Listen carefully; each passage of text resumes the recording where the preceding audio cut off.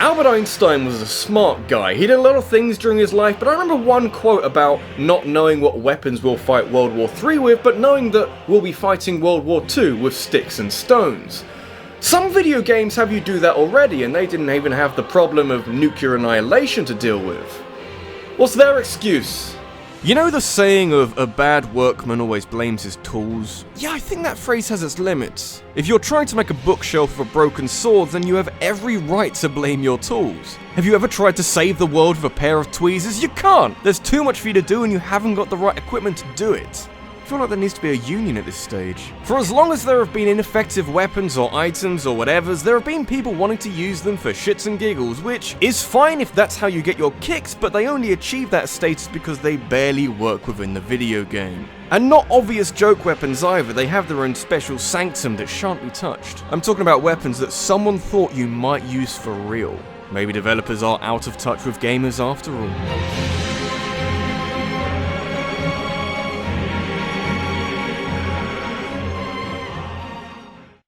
You may have noticed that the title to this video is a little vague. That's because not every game has weapons. Generally, that word is reserved for physical objects that you use to gain some kind of advantage over your opponents. But you don't see weapons in every game, so you've got to take a few artistic liberties. It would take a seriously cynical mind to refer to anything from Pokemon as a weapon, but the closest we have are TMs that offer the kind of variance that Pokemon doesn't really need, but is appreciated all the same. Except when you force the player to teach certain moves to their Pokemon so they can traverse the landscape.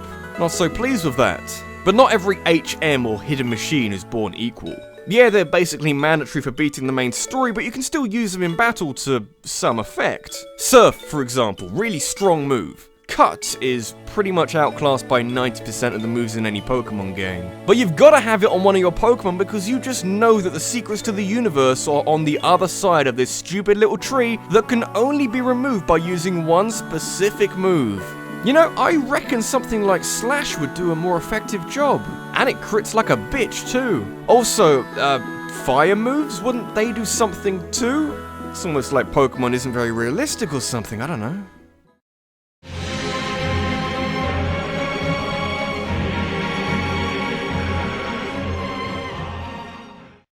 I can't think of a series that puts as much focus on one weapon as Legend of Zelda with the Master Sword. It's like the ultimate MacGuffin that exists as something that the hero has to pick up at some stage in order to kick the crap out of Ganon, but it feeds back into the gameplay so well that it doesn't really matter that much. It's interesting that you have a sword of such massive value in Ocarina of Time, but of course, it isn't the best sword in the game. That honor goes to the Giant's Knife, which you can buy from this giant Goron blacksmith guy for 200 rupees, and it does twice as much damage as the Master Sword. You know, for the Sword of Legend I needed 3 funky gemstones, and yet the upgrade only cost 200 rupees. Methinks that Hyrule's economy is all out of whack.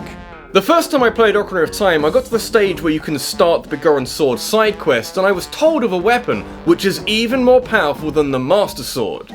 I refused to believe that I was the only one who thought that this was the Giant's Knife.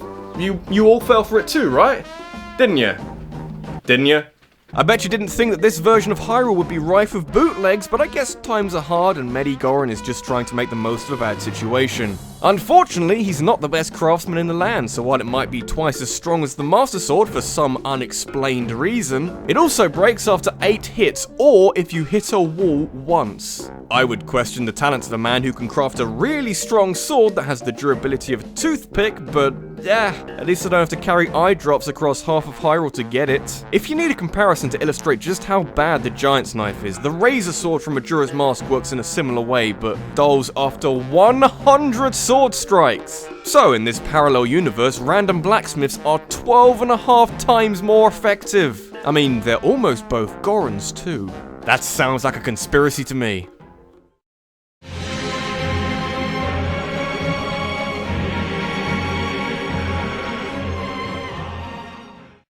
Any game that boasts that it has a huge array of weapons to choose from never keeps the quality consistent throughout all of these choices. And nor should it. You need variable qualities so that you can have more appreciation for the better weapons in the game. A big feature of the promotion behind the Borderlands games was being able to take advantage of the gazillion guns available to the player, which isn't a real number. Not sure how many there are in Borderlands 2, but there's about 250,000 uniquely different weapons in the first game.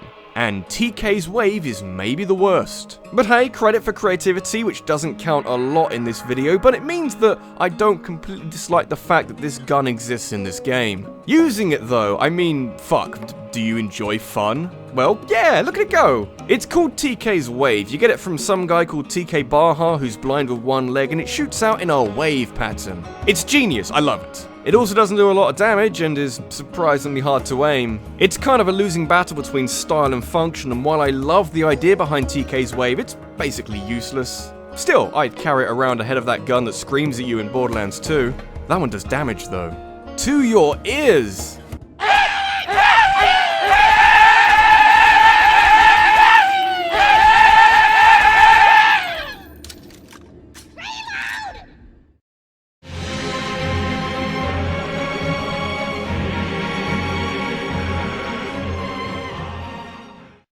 When you're playing a difficult game, you need all the help you can get. So, glitches and exploits? Yeah, fair game. Overpowered weapons? I don't think anyone would hold it against you. Then again, if you're able to beat an already tricky game with a stupid impractical weapon, then you can live off the torrents of kudos and bragging rights you get from achieving the improbable. People do weird things with Dark Souls, but if you're feeling ballsy, then you can play through Teenage Mutant Ninja Turtles on the NES as Raphael. You remember him, right? The angry one, kinda hates Leonardo. Also has Sais as weapons. Sais aren't very good weapons. Maybe they are. I guess if you know how to use them, you can get some change out of them, but if you booted up TMNT expecting realistic representation of real-world weapons, then, well, I don't know what to tell you. Raphael's Sais are really short-ranged weapons, which would be a problem in most video games, but TMNT is designed around the range of the weapons possessed by the other turtles, and everyone else has katanas or nunchucks, so good luck with that. I mean, it's still effective as a weapon, but the margin for error is now a fraction of what it once was. Still, if you're that kind of person who needs those crazy challenges in their life, then it will keep you occupied for a while. You goddamn maverick. The saving grace of Raphael's Sais is while they make a hard game even harder than it already was, they have no effect on the hardest level in the game. You remember the dam level, the water level with all the electricity and the seaweed and the time limits? Apparently having short range doesn't really do anything in that level. It is the tiniest of victories.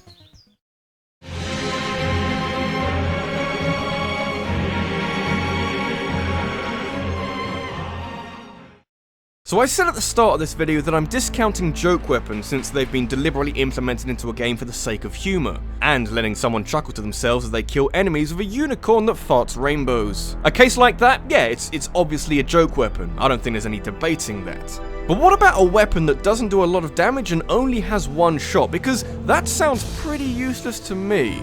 Oh wait, you're supposed to hide it up your sleeve? Never mind, it's actually amazing. It's not though. The PS20 from Deus Ex is one shot, it can never hold more than that at one time, and it shoots this ball of plasma that doesn't do a lot of damage. The Deus Ex wiki says that it's pretty handy at destroying weak doors, and I feel like it's a sad state of affairs if that's the best thing you can say about a gun. But that's not the main benefit. The good thing about the PS20 is that you don't have to use it. There's no point in Deus Ex where all of your weapons are taken away from you and you have to go from one PS20 to the next, making sure to use your ammo wisely. Instead, it's this dumb weapon with virtually no value to it, which is mercifully optional. Except when you find a weak door. Those bastards don't stand a chance.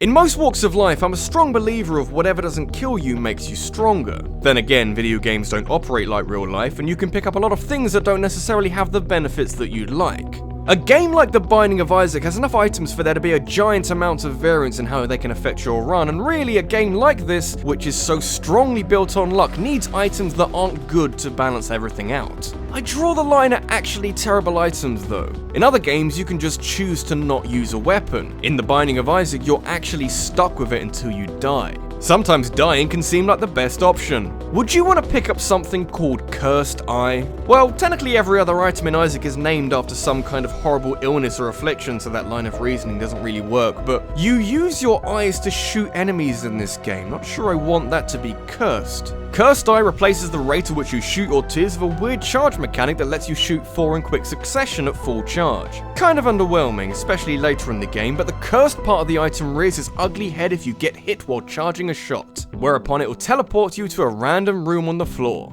Never found a use for it, but unlike a lot of items in this game that are merely useless, picking up Cursed Eye feels like you're deliberately nerfing your run to make things interesting. And honestly, there are worse items in the game, but a lot of them are active items which you can just choose not to use. You don't get that luxury here. There's like 1 or 2 items that work well with Cursed Eye and it's still not worth it. I'd rather have nothing.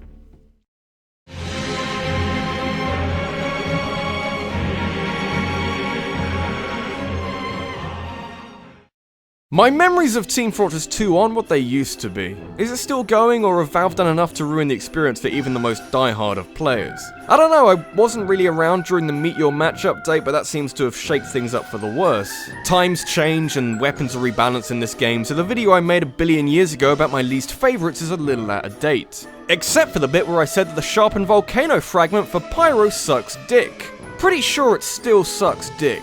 You know flamethrowers, right? Short range but with a wide area of effect if you're up close to a large group of opponents. Yeah, pretty sweet thing. Lots of fun to use. Not sure why you'd ever use a melee weapon as Pyro unless you want some burst damage or to combo attacks together, but the Sharpened Volcano fragment does less damage than usual, but hey, it's fine because it lights people on fire. Wow, that's exactly what Pyro is supposed to do, but he's already got kit which does a much better job of it. Really, if someone isn't on fire by the time you're whacking them with an axe, you're not doing it right. Which leaves the Sharpened Volcano fragment finding a home in a mode where you only use melee weapons, but that sucks dick as well. I mean, at least it looks good. That's important in TF2, right? Looking good?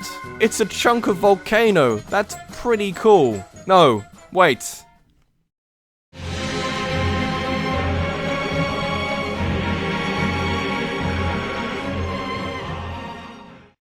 Alright, so quick survey. What would you say is the worst thing that can happen to you while playing an FPS game? Like, maybe aimbots or somebody screeching into their microphone? Okay, that's fine. I mean single player.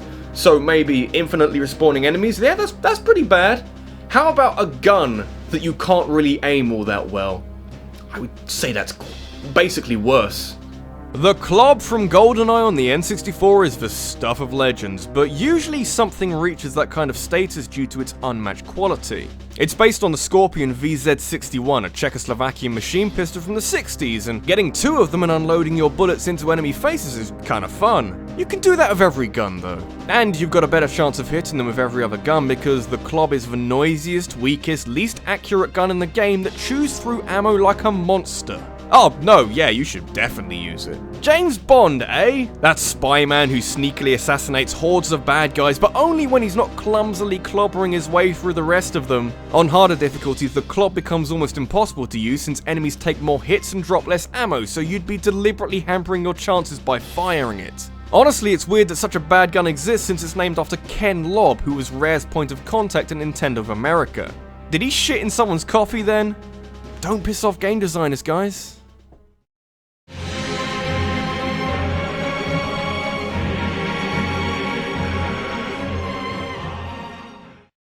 As I was thinking of items and other things that I should put on here, I kept coming back to the poison mushroom from Super Mario Bros. The Lost Levels, but it's not really an item or power-up if you want the proper vernacular. Sure, you might get fooled a couple of times by an object that looks like a super mushroom but actually acts more like an enemy where touching it inflicts damage, but you'd struggle to make an argument for it being a power-up.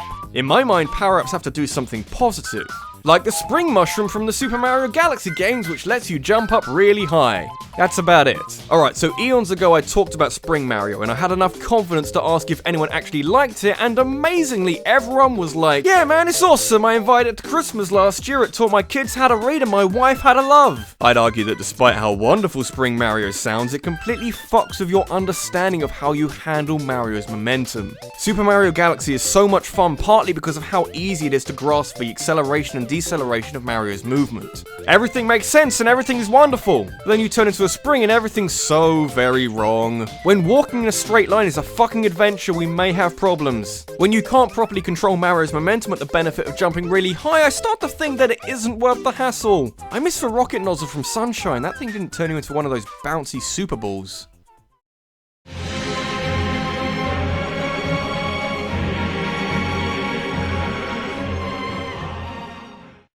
You probably thought that having a short-range weapon in a game like Teenage Mutant Ninja Turtles was a problem, but I reckon there are harder games out there where you can make your life much more awkward by choosing a horrible weapon. As if you need to make Ghosts and Goblins harder, why the hell would you ever want to do that?